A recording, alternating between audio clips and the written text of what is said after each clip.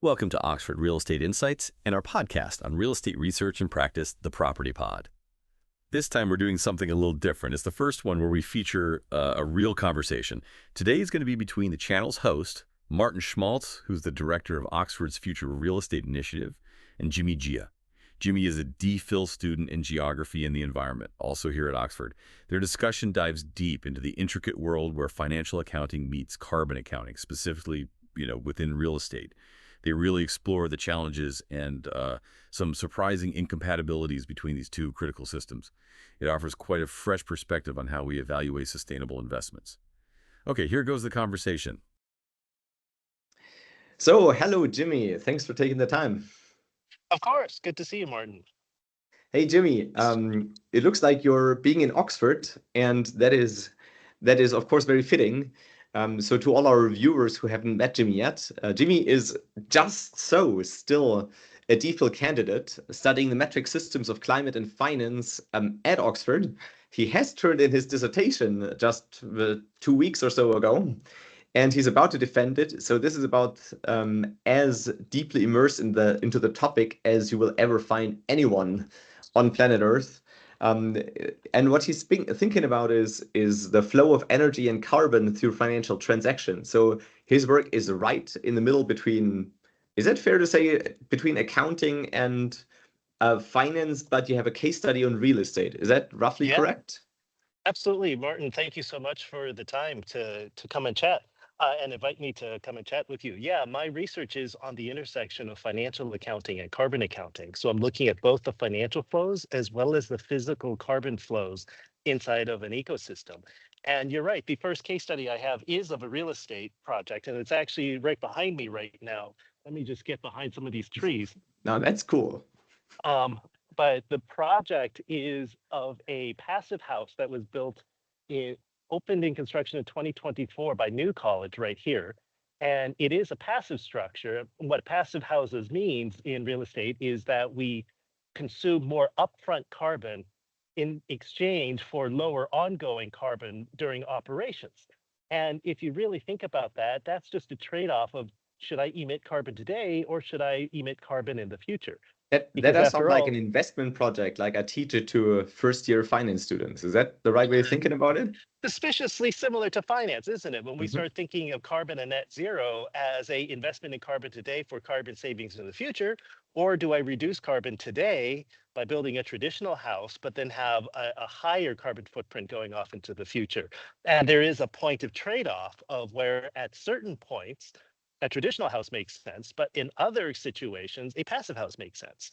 And today, using the contemporary carbon accounting systems, we actually can't tell the difference between the two. Oh, the wow. way that scope 1, 2, 3 works.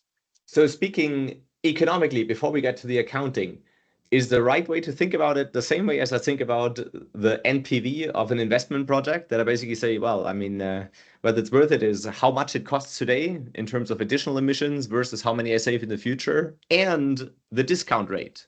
So the key question is how I discount the future. Is that right? Exactly, right. The financial community is very well versed in how to make exactly these arguments of upfront, ongoing, time-bound discounts, so on and so forth.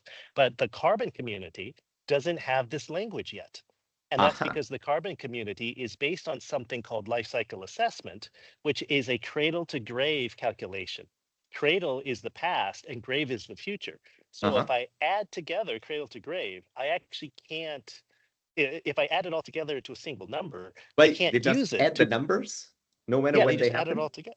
Exactly. Well, okay, I mean, so the finance professor, of course, is having a little fit here and saying, well, you can't do that. These numbers in different years have different units. You can't just add them up. That's like adding apples and oranges. Exactly. Yeah, and of course, if you get deep into it, the LCA literature comes from environmental footprinting, which had a different purpose than financial accounting. And so to me, this was super important because the financial community and all of its tools and ways that it makes assumptions is actually incompatible with the carbon community and the assumptions that are embedded within that accounting system. And so you have two completely different accounting systems with two completely different set of assumptions, and they're incompatible. Wow, that's quite something. And your work is basically into helping these two different fields speak the same language? Exactly. I'm Mhm. trying to align the financial and the carbon accounting systems such that a financial professional, an investor, can understand what the carbon impact is.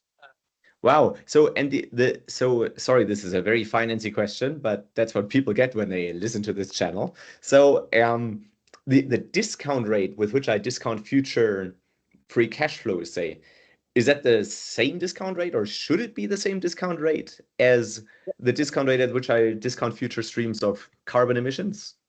Well, that's a really good question. And there's a giant debate about that. And I don't think we're spending enough time on this specific debate. For example, we all know that the future value of money is less than the value of today. Let's Hmm. say this building needs a certain amount of energy every single year for the next 50 years. And that energy is going to have a certain carbon footprint depending on the footprint of the electric grid. Right. That means we know exactly how much carbon this building is going to emit in 10 years, 20 years, 30 years. Oh, wow. Yeah. Should we discount a physical metric where we know it's exactly going to be the same? If you have an automobile, that automobile is going to emit the same amount of carbon every year you drive it. It's Yeah. not, and so there's a literature within the LCA community that says that we should not discount physical carbon emissions. And I think there's some value to that. What that means is the financial pro forma and a carbon pro forma are going to diverge because we Yeah. discount the financials and But we not the should not carbon. discount Yeah. the physical. So tell me this. So how is your work or discounting appropriately the carbon emissions? How does this change how policymakers think or should think about the issue, and how does it change how businesses think or should Yeah. think about the issue? So what ends up happening and what my research is showing is that when we start talking about long term, and when I say long term, I mean 50, 70, 100-year long decisions, these two flows converge. A passive house over a 100-year period is always going to be better than a conventional house. And if we look at the financial flows, it's the same thing. At 100 years and beyond, it's going to converge again. If we look at, 3 to 5 years, if you're only going to build, let's say you only build a building, you're going to tear it down in 5 years, a conventional building is way better because the additional carbon for a passive house is you're not going to make that back in 3 to 5 years. Right. The challenge is when you're in the 10 to 30-year period, that's where you get the divergence. There's roughly a 5 to 15-year period where these two answers don't match, where either one or the other is saying that this is a good decision, but the other one disagrees, right? So it strikes me that one reason why the carbon accounting matters is because of taxes. Is that right or no? It is because of taxes. It's because of carbon price. If you start looking at the social cost of carbon or shadow cost of carbon, that affects things as well. Yeah. Of course, and that goes into taxes as well. And all of these are going to affect the equation. Yeah.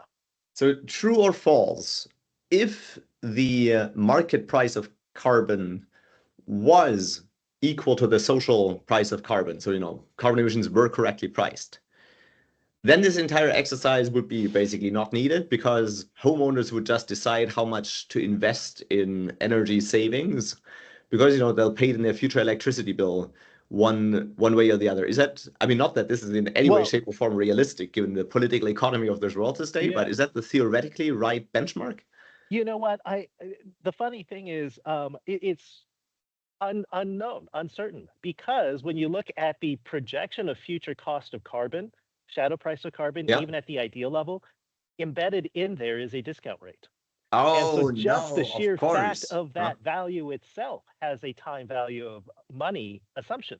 And Ah, that already diverges from the physical carbon. so we can't quite so neatly pull these things apart. That's interesting. So is it interesting to connect your research to what other people have done at the university lately? So I'm thinking of our colleague Richard Barker in particular. Yeah, so what I did with my research was to align life cycle assessment with the IFRS, the International Financial Reporting Standards, and the conceptual framework that are within it. And so our colleague Richard Barker, who is a board member of the ISSB, which is the International Sustainability Standards Board, all of that goes back to IFRS. And so by adopting IFRS rules and putting it into carbon accounting, my goal is to make carbon accounting aligned with that standard within the financial accounting community. Oh, wow. That's quite something. So what still needs to happen? What do policymakers need to do in order to get there? The next step is to basically find additional case studies. So I have a wonderful case study of this building, which is a passive house, and it's a real estate project. And the next thing is to find a couple of different ways to do other buildings. So that way it's not just a single case study, which is a pilot, but to do a multitude of buildings, maybe a portfolio of buildings.